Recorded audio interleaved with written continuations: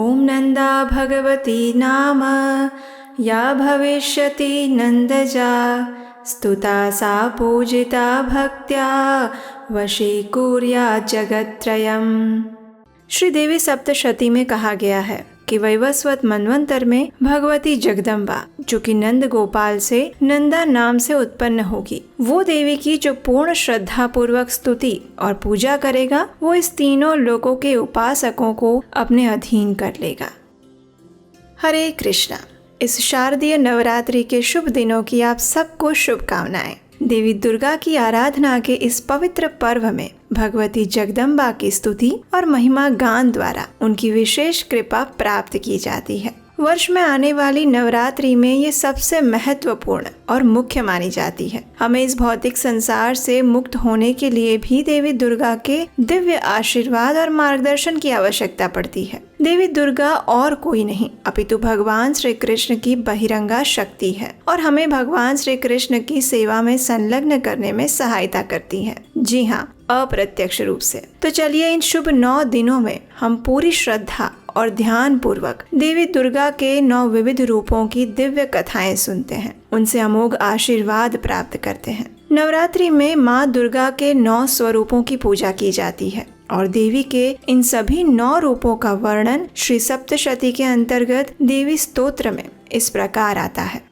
प्रथमं शैलपुत्री च द्वितीयं ब्रह्मचारिणी तृतीयं चंद्रघंटेति कुष्मांडेति चतुर्थकं पंचमं स्कंदमातेति षष्ठमं कात्यायनीति च सप्तमं कालरात्रीति महागौरीति षष्ठमं नवमं सिद्धिदात्री च नवदुर्गा प्रकीर्तिताः उक्तान्येतानि नामानि ब्रह्मणैव महात्मना। देवी दुर्गा ने अपने अलग अलग 9 रूपों द्वारा दानवों का संहार किया था और ये 9 रूपों में प्रथम माँ शैलपुत्री, दूसरे माँ ब्रह्मचारिणी, तीसरे दिन माँ चंद्रघंटा, चौथे दिन माँ कुष्मांडा, 5वें दिन माँ स्कंद माता, छठे दिन माँ कात्यायनी, 7वें दिन माँ कालरात्रि, 8वें दिन माँ महागौरी और 9वें दिन माँ सिद्धिदात्री की पूजा आराधना की जाती है। तो इस श्लोक के अनुसार शारदीय नवरात्रि के प्रथम दिवस पर देवी दुर्गा के जिन स्वरूप की पूजा होती है वे माता शैलपुत्री हैं और जैसा कि इस शब्द से ही संकेत मिलता है कि माता शैलपुत्री पर्वतराज हिमालय की पुत्री हैं। अगर उनके आध्यात्मिक स्वरूप के बारे में बात की जाए तो उनका वर्ण श्वेत रंग का है और वे श्वेत रंग के ही वस्त्र धारण करती हैं। उनके दाएं हाथ में त्रिशूल है और बाएं हाथ में कमल का पुष्प सुशोभित हो रहा है। माता शैलपुत्री स्वयं वृषभ यानी कि बैल की सवारी करती हैं और इसी वजह से उनका एक प्रसिद्ध नाम वृषारूढ़ा भी है। तो चलिए आज प्रथम दिन सबसे पहले हम माता शैलपुत्री की कथा का श्रवण करते हैं और इसके पश्चात हम उनकी पूजा की विधि जानेंगे। तो इस वीडियो को अंत तक देखिएगा और अगर अभी तक सब्सक्राइब नहीं किया है इस चैनल को तो जल्दी से याद से कर लीजिए, क्योंकि इस नवरात्रि पर प्रतिदिन आपको देवी दुर्गा की विभिन्न सुंदर कथाएं सुनने को मिलने वाली है। अब देखिए, हम जानते हैं कि दक्ष प्रजापति की 60 कन्याएं थी और इन सभी में सती नामक कन्या का विवाह दक्ष की अनिच्छा से भगवान शिव के साथ हुआ था। अब दक्ष तो थे अभिमानी, तो इसलिए प्रतिशोध के उद्देश्य से उन्होंने एक महान यज्ञ का आयोजन कर लिया और उस यज्ञ में उन्होंने महादेव और माता सती को आमंत्रित नहीं किया। उन्हें छोड़कर बाकी सभी देवी देवता उस यज्ञ में उपस्थित थे। जब देवी सती को इस बात का पता चला तो वे बड़ी दुखी हुई, लेकिन साथ ही अपने पिता के यज्ञ में जाने के लिए लालायित भी हो उठी। भगवान महादेव ने अनेक बार उनको समझाने का प्रयास किया, लेकिन वे नहीं मानी और अपने पिता के यज्ञ में पहुंच गई। जब दक्ष ने सती के साथ दुर्व्यवहार करते हुए उनके समक्ष महादेव का भी अपमान किया और उन्हें अनेक कटु शब्द कहे, तो देवी सती इसे सहन नहीं कर पाई और उन्होंने अपने योग शक्ति द्वारा अपने शरीर से ही अग्नि उत्पन्न कर ली और उसके अंदर अपने देह को जलाकर भस्म कर दिया। अब अपनी प्रिय पत्नी सती के वियोग में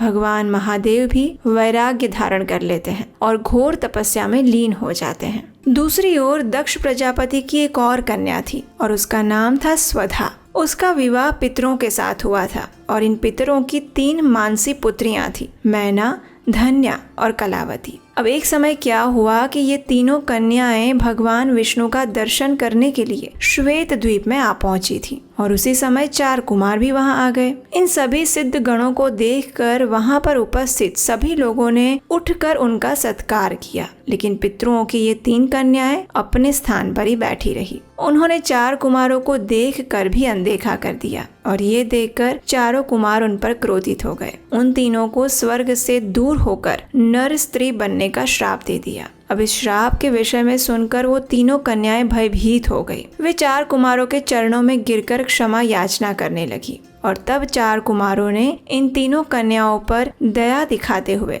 उन्हें भिन्न भिन्न वरदान प्रदान किए। सबसे बड़ी कन्या मैना को उन्होंने वरदान दिया कि वे पर्वतराज हिमालय की पत्नी बनेंगी और देवी पार्वती की माता बनेंगी। दूसरी कन्या धन्या को उन्होंने वरदान दिया कि वे महाराज जनक की पत्नी बनेगी और देवी सीता की माता होगी। और तीसरी कन्या कलावती को वृषभानु वैश्य की पत्नी बनने का वरदान दिया, जो कि देवी राधा की माता बनने वाली थी। तो इस प्रकार वरदान पाकर ये तीनों कन्याएं श्वेत द्वीप से अपने घर वापस आ गई। वरदान के अनुसार प्रथम कन्या मैना का विवाह पर्वतराज हिमालय से करवा दिया गया और विवाह के बाद सभी देवी देवता राजा हिमालय और देवी मैना के पास पधारे। उन सब ने उन्हें विनती की कि वे कठोर तपस्या करके देवी उमा को अपनी पुत्री रूप में प्राप्त करने का अनुरोध करें। ऐसा इसलिए आवश्यक था क्योंकि उस समय सभी देवी देवता तारकासुर नामक राक्षस के प्रकोप से त्रस्त हो चुके थे और उस राक्षस को केवल महादेव का पुत्र ही मार सकता था और महादेव तो समाधि में लीन थे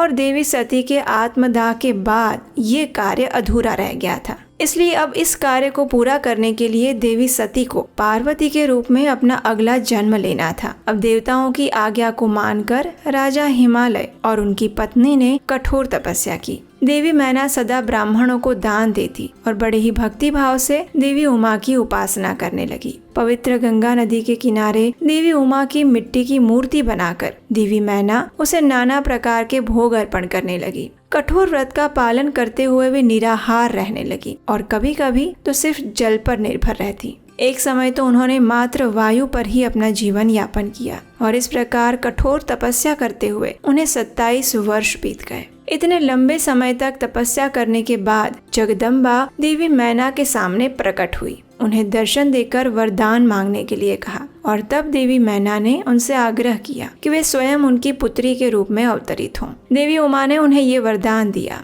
और उसके बाद राजा हिमालय के घर पर पार्वती के रूप में देवी उमा का प्राकट्य हुआ।